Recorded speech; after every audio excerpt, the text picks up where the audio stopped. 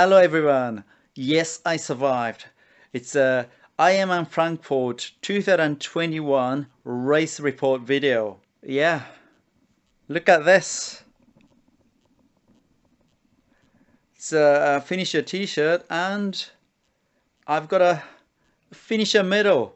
6 weeks in bed till about two months ago. So wasn't too bad. Yeah, I think I achieved what I wanted. Although I wanted a little bit more. But yeah, here's my race report.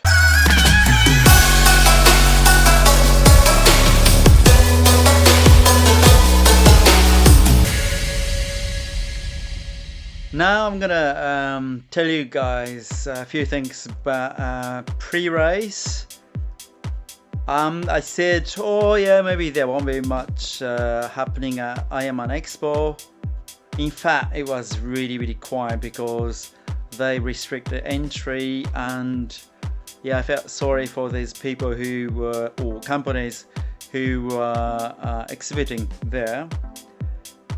But there's a bit of high point even before the race, because there were guys from, can you see that? Supersapiens giving these away. They were giving away 2 sets of 2 weeks worth of Supersapiens, the patches and the holder and stuff, plus a pair of socks. I can't really show you these now because I put them in a wardrobe already, but yeah, that was a very positive surprise because I've always wanted to check it. I wish I had this product when I was trying keto experiment, which I did in 2019, but yeah, now I've got this. I don't have to check my glucose level in my blood so often, puncturing my finger. I know that this is banned in UCI sanctioned cycling races, but for triathlon they actually have them as a sponsor, so why not? I would like to know more about how my body works from blood glucose level and stuff, so I think it's quite neat. I think I will make some videos on this in the future. Of course I didn't use this during the race in Frankfurt. I wish I could though, but yeah, I just don't like to try anything new on the race day because that screws things up. Except if you do remember, you can see the video from 2 years ago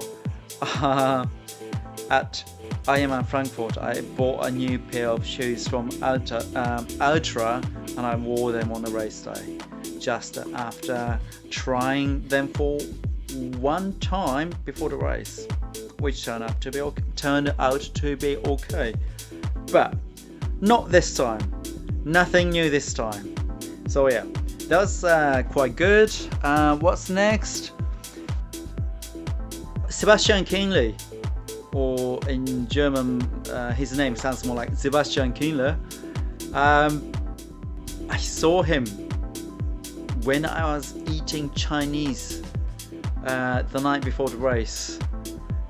Yeah, I saw a poster too packed outside my hotel, and I was thinking like, oh, that's interesting because you don't see poster too so often, and the only one person I knew on SMS was Sebastian Kienle. So I had him in my mind, and I was talking to my girlfriend how he overcame a piece of glass in his heel during Ironman Frankfurt in 2019, and I said to her like, doesn't matter what's gonna happen, I just have to get through. And I just looked up and he was there. He was just walking down the street, and yeah, then disappeared. I was like, whoa, oh, Sebastian Kienle. And maybe about, I don't know, 15-20 minutes later, he came back and went to his car and picked up his recovery tool for his legs.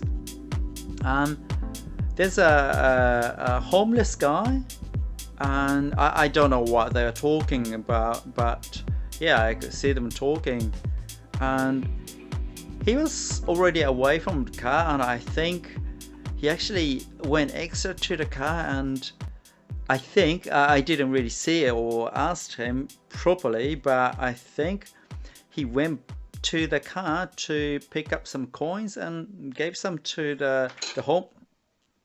Again, that was my cat.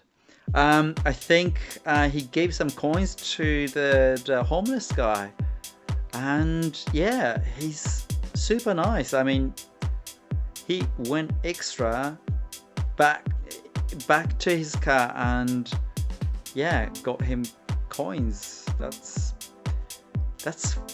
really nice as a person. I thought he was cool as a competitor and also as a person. You know, it's really good to see some pros having nice attitude.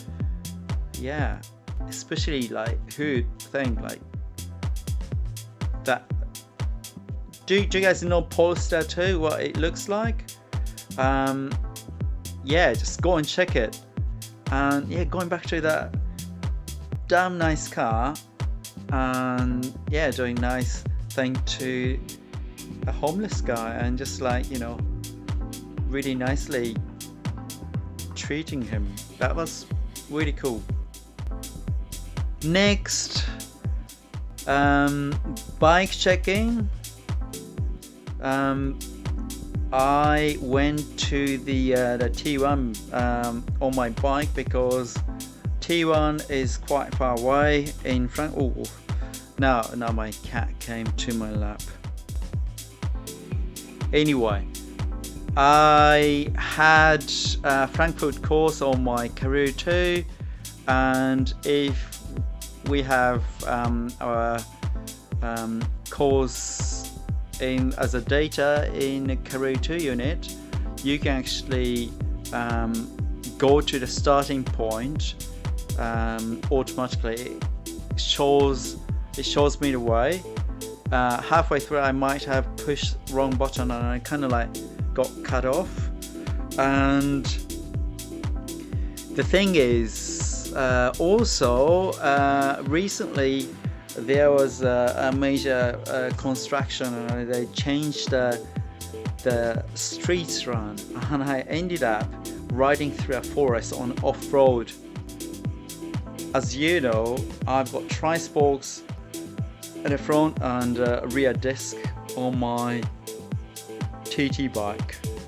I just went through a forest with that. I had no idea because pretty much no one there had any idea whatsoever to get to that lake called Langner Vatsee. Luckily,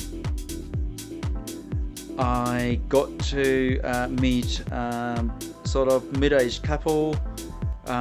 They were quite knowledgeable about the area there, and they said, yeah, some navigations don't really show updated roads here, and yeah, there's no way you can get there without getting lost, so we can take you to the airport.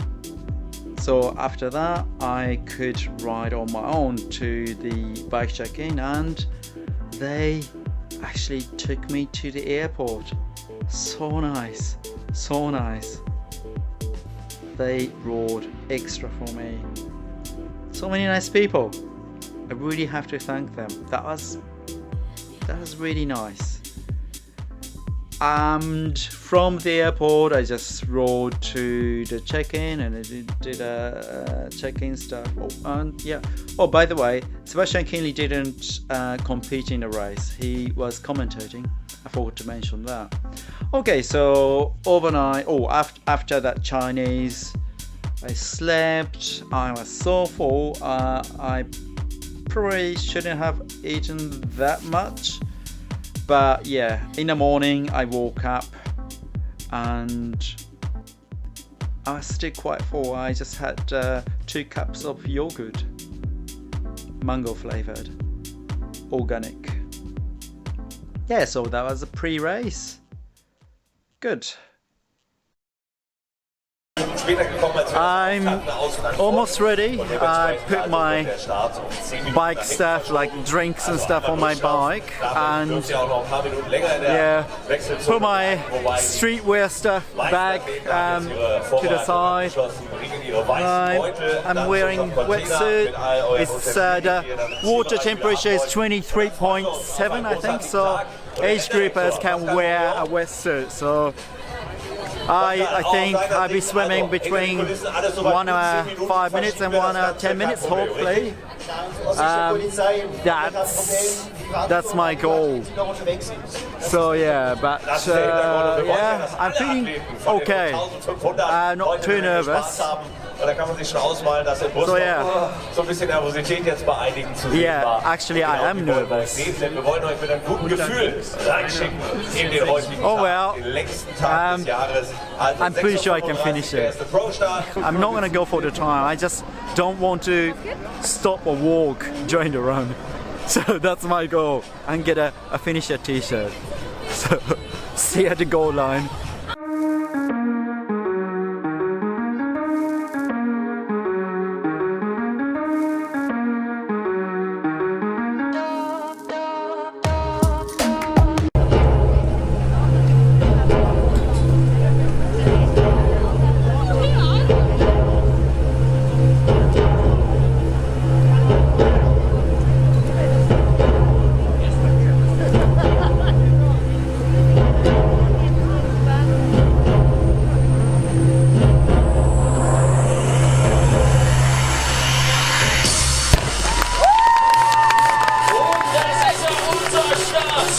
Ironman European Championship 2021.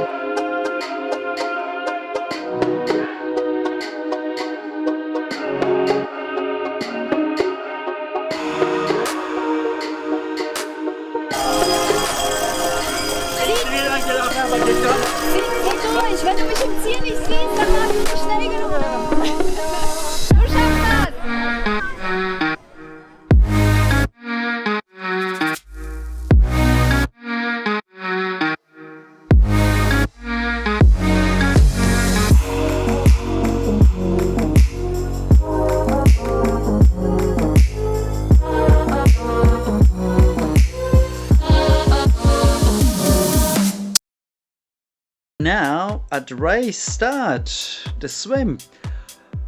There were some different waves for age groupers, and I think the first wave was under 1 hour 5 minutes, and the second wave was between 1 hour 5 and 1 hour 15. Considering the time at Berlin Triathlon, which was 29 minutes plus over 1500 meters, I thought it's safe to think it's going to be about 110, 115 for the swim, because yeah, it's a lot longer than Olympic distance swim. It's more than double, and yeah, I thought it would take quite long. So I jumped into the water and I finished the first 1500 meters. I felt kind of okay. I overtook quite a few, and I checked my Garmin Swim 2, the new one. It worked quite well. Yeah, my watch at 27. I thought, hang on a second. Did I pause my watch halfway through? Did I hit someone and pause my watch? No, it wasn't. I think that was really 27 minutes. And I go back into the water. Yeah, then start feeling really good, relaxed around my shoulders, and my breathing was way better. Before the swim start, I did a bit of warm up with rubber bands, because the organizers said yeah, we couldn't do swim warm up, although we could, but yeah, I just didn't want to get into the water because I was already in a wave waiting kind of part of the swim start. Anyway, I finished the swim and looked at my watch, and that was showing 1 hour 7 minutes. I was like, that's kind of okay. Yeah, anyway, so I've got the time. The official time was 1 hour 7 minutes 16 seconds. So not bad. And now here comes T1. At T1, I didn't want to stress myself too much, and I didn't run as fast as usual to the transition,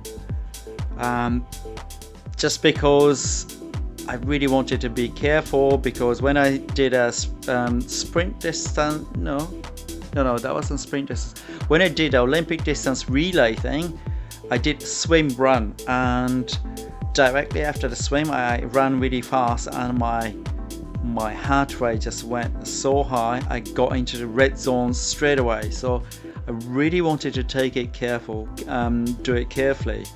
So I picked up my bag, took things out, and just kept myself nice and calm. And this time I put shoe covers on my shoes. Don't worry, I didn't do the full process. I had shoe covers on the tips of my bicycle shoes. So what I had to do was just pull the heel and also the sock part of the shoe covers, and that went relatively fast. But in the end, it took me 5 minutes 55 seconds. It's quite slow transition for me. Usually I do it way faster, but I just didn't want to stress myself. And yeah, I got on the bike. On the bike, I just try to stay within the zone and just full energy saving mode.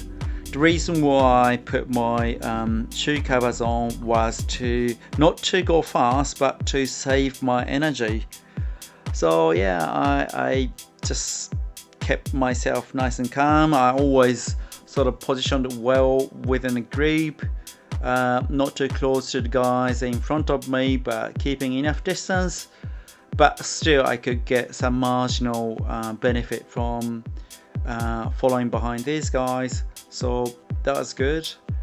One thing I noticed was the karate was under my chest, and whenever I had some splash from my drinks or sweat drop on the screen, it kind of rolled down the special function from the top, and somehow the sensor was switched off or got into the energy saving mode. So I didn't notice that. So I didn't have some power data early in a ride. But yeah, I should have checked how to screen lock. Now I know I've checked it. After I got home, I checked how to do it. It's easy. I should have known that. Yeah, I had I moved the karate mount from the tip of my handlebars to on top of my drink system. So yeah, and during the training, I didn't have any problem. So yeah, I think that's because I wasn't sweating so much, but these things happen. But yeah, that was kind of under control. I could really see the screen anyway, and I mean, not when I was fully tacked down riding, but when I was correcting the unit, I could see it well, so that wasn't a problem. By the way, my new bike setup was super fast. I really noticed because when we are going down hills, all others, including the ones really fast looking bikes with a rear disc, top notch latest bikes, they were pedaling.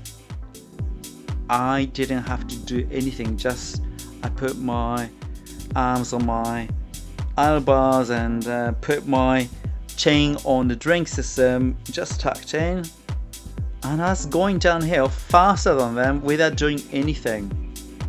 So I had a very positive surprise. That was really fast. I really liked the setup. I didn't have any problem with my back, and yeah, usually I halfway through, usually maybe towards the end of the ride, I have massive back pain if I do Ironman, or in the past 3 times I had quite serious back pain, and I just had to keep on pushing through the pain. But this time I didn't have any problem. So yeah, the bike position was really, really good, and also very aerodynamic. Probably shoe covers helped me as well. And I sealed my pedals with tapes and stuff, so I know all the major holes, so that might have helped a little bit. But as you know, all Ironmans have to come with a low point. Around 110, between 110 and 130 kilometers into the bike, at that dark time, my power output wasn't there at all. I just couldn't push. I really couldn't push. It's not like my legs were sore or my heart was beating so fast, anything like that. I just couldn't push, and I seriously thought, may not be able to finish today. Yeah, but I just kept on going. During uphill, I was dropped so badly. Yeah, that was quite sad. That feeling of being left behind and being in the middle of nowhere with no one around, because this year there weren't so many competitors because of Corona. In fact, there are like more volunteers than competitors, and yeah, once you lose a group, it was so bleak, and I was thinking like, oh no, I may not be able to finish today. That's how I felt. But there's a really good surprise. That was around the part I started getting back to the city, like last 10 kilometers of the first loop. My teammates were there. They raced the day before in East Germany, but they drove all the way to Frankfurt, and that was such a nice surprise. I really felt the positive vibe, which didn't help me to get out of that hole, the darkness, but still I nearly cried. And yeah, just went through the first lap. I finished the first lap. Then the first 10-15 kilometers was dark, really dark. And then again, these guys were on the other side of the course, on a bike course. When I saw them, I was like, how the hell did you guys manage it? I just couldn't believe it, because it's quite difficult to get from the other side to the other side, because you have to go through the city, and I think it's closed on both sides, and you have to wait for a bit to actually cross the bike course. Yeah, that was a real surprise. Maybe that have given me extra energy, I don't know, or maybe that was just like that. After 130 kilometers into the bike, I started feeling slightly better. I actually started catching up to the people who I lost, and I could ride with them again. Of course, I was in an energy saving mode, and I wasn't pushing hard at all. In fact, that was way lower than 2 years ago. The output was way lower than 2 years ago, and of course I was kind of slow, but yeah, I just wanted to be careful after that dark time. Now I have to talk about nutrition. On a bike, I try to get as much carbs as possible, and I made a special drink. I mix it myself. I mix glucose, fructose, citric acid, BCAA and salt, and the ratio between glucose and fructose, I made it exactly like Martin drink. So 1 part glucose, 0.8 part fructose. So that's how I mixed a bit of citric acid and a BCAA, so it would be better later on in the run, and also the salt as well. Yeah, I made a high concentration, put that in a drink system at the front. I sipped it till I gagged, and I drank pure water to wash it off, and I think I managed about 100 grams, 110 grams per hour. Yeah, so that went quite well. I didn't have any problem because I practiced with this solution in a training. That's good. It's quite cheap to make these drinks myself, so I could try during the training. So that's great. As Martin advertisement says, don't try it if you haven't done it during the training. So yeah, thanks Martin for the hint. It worked really well. What's next? Oh. I think that was like last 15 kilometers of the bike, I saw a fly, or no, I saw a bee or something flying in the air, and it got sucked into my helmet. So I had a bee in my helmet. I had to stop, take my helmet off, and just try to get rid of it. I thought I got rid of it, but it was still there. Anyway, I couldn't be bothered to stop for the second time, so I just kept on riding. That was a really weird feeling because it was buzzing. It kept on buzzing somewhere in here. That's weird. Anyway, it took me 5 hours, 35 minutes and 57 seconds. It's so slow. It's so slow. It was like 20 minutes slower than the last time.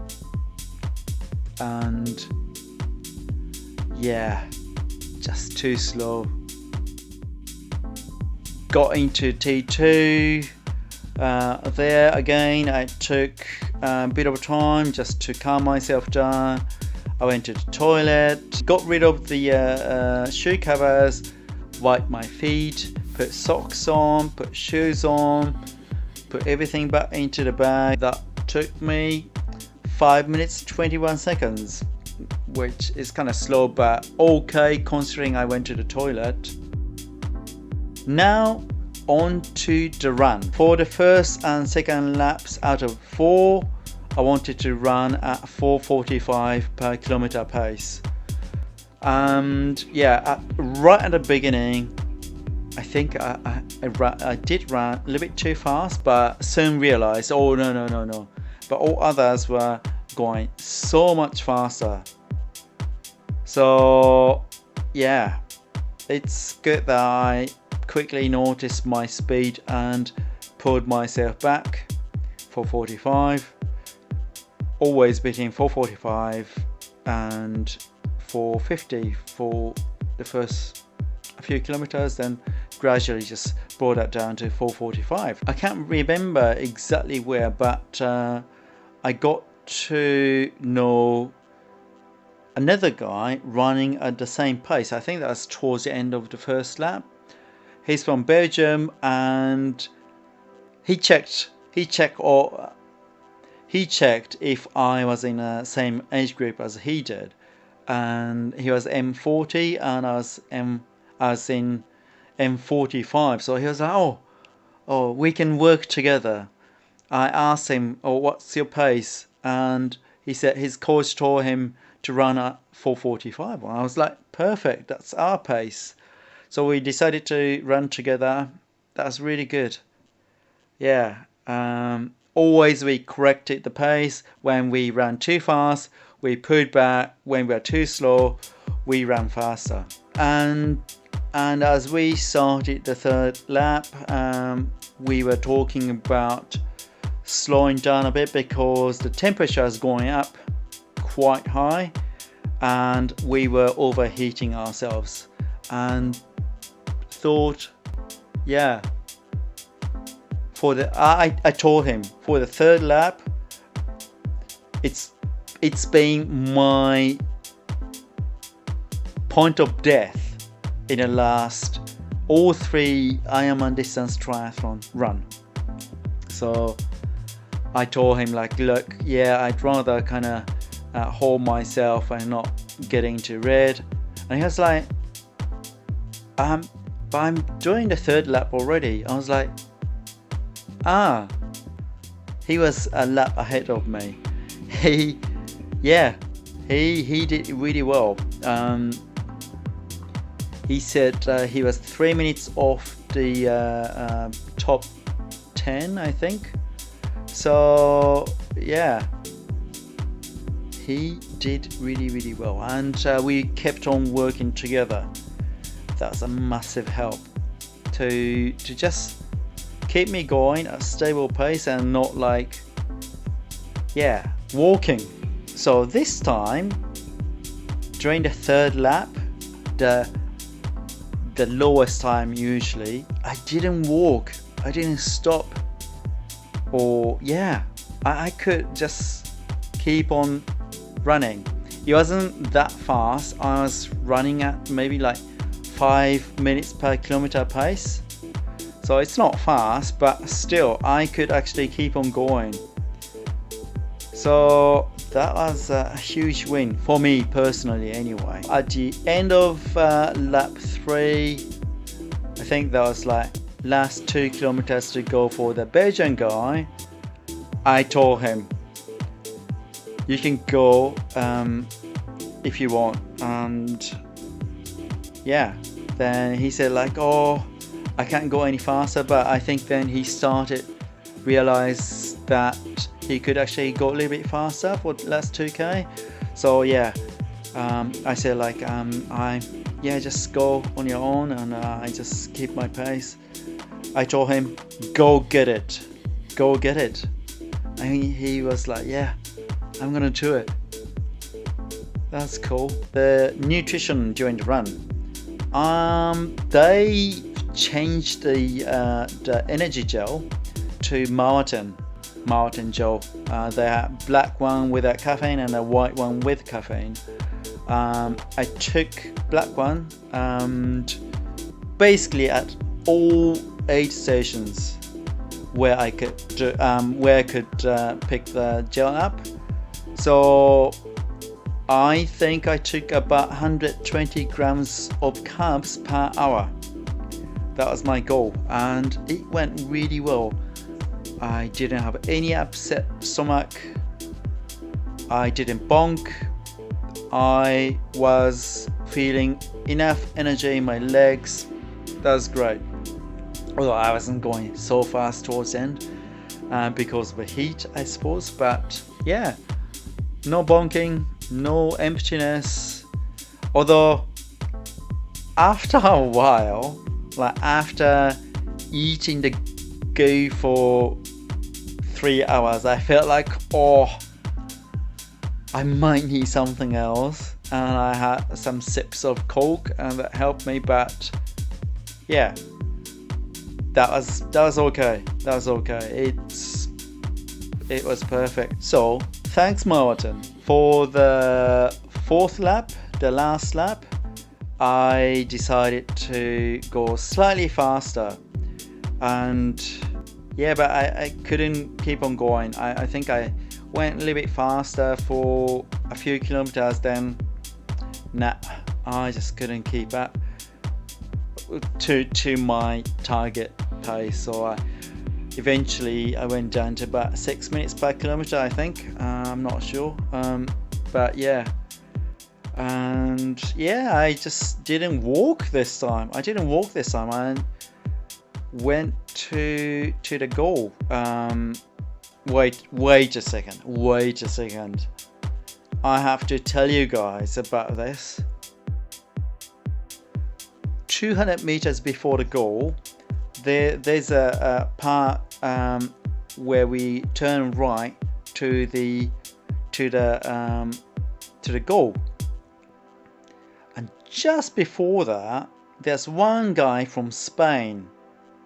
He pushed me to the side, and as he pushed, I lost my balance, and both my legs got totally cramped up, like 360 degrees, and I was in agony.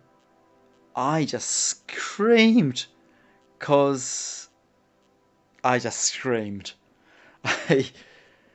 I don't even remember what I was screaming, but yeah. Anyway, the people, the spectators were like, yeah, just stretch to the other side. I was like trying to stretch my hamstrings, but my quads were locking up. I just couldn't even stand straight to change my position anyway. Adrenaline kicked in. I was like, I don't know, my brain just felt that chemical change, and one guy said to me, maybe you should sit down, and I said, no, I can't remember if I said that in English or German, but no, Or maybe both. I have to go, run, love, I don't know. Anyway, I screamed something. I was like, to the goal, 200 meters. That was like more like a crazy man than a beast mode. I must have looked so weird. Anyway, here's a video footage.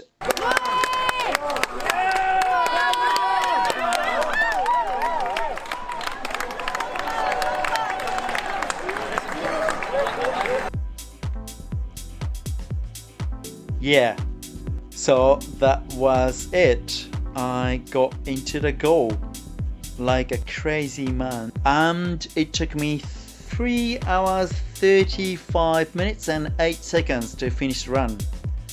So that made me just under 10.5 hours of 10 hours 29 minutes and 36 seconds to finish the whole thing. I screamed at the Spaniard directly after I crossed the line in German. I don't think he understood a word I said, but he said sorry to me, so it's all okay. Yeah, that's what happened, and maybe the adrenaline kind of helped me. I didn't feel much pain in my legs. Maybe I have to thank him. And usually I can't really do much after the race because I'm so tired. Maybe because that was because of 120 grams of carbs per hour. But yeah, I could go back to the hotel and that's kind of fine. Oh wait, rewind. I picked up this t-shirt and a medal and then went back to the hotel. Anyway, you guys have seen this already, so that's what happened at Ironman Frankfurt 2021. So yeah, I kind of wanted to beat my personal best of 10 hours 16 minutes, which I couldn't, and of course that's so far away from Kona qualification. By the way, that Belgian guy made it. Also, my teammate made it. So congratulations for them. It's so cool to know these guys who just like trained or participated with me made it. I'm so proud of them. I'm so proud of them. For me, yeah, for distance Ironman, you can't fake the training. If you can't do key sessions for 6 weeks and lying in bed, I suppose there's no brainer. Just it doesn't work. I couldn't do long race pace sessions, so I have to accept this result. But yeah, it really kind of, yeah, honestly I'm a little bit disappointed, except for the swim. I'm hugely disappointed by the bike, except the fact that my bike went really fast when going downhill, and also by the run I didn't walk, so that's huge. It would give me much more confidence for the next time. I'm gonna do it. I'm gonna make it next year. So follow my journey, please. If you haven't subscribed, please do. And like the story, just click on like and click on or push on the bell, whatever. I might do power analysis in another video, or just to go over again the bike setup and some other neat little things, I felt like it's worth showing the info, like 120 grams carbs thing. By the way, I'll be doing another race in less than 2 weeks. It's gonna be at the last weekend in August. So yeah, see how it goes. That race, I've got a slot for New Zealand World Championships of 17.3 in 2021, if that happens. Anyway, see you in the... Are you sleeping? Listen to me. Anyway, cats are sleeping, but see you in the next video.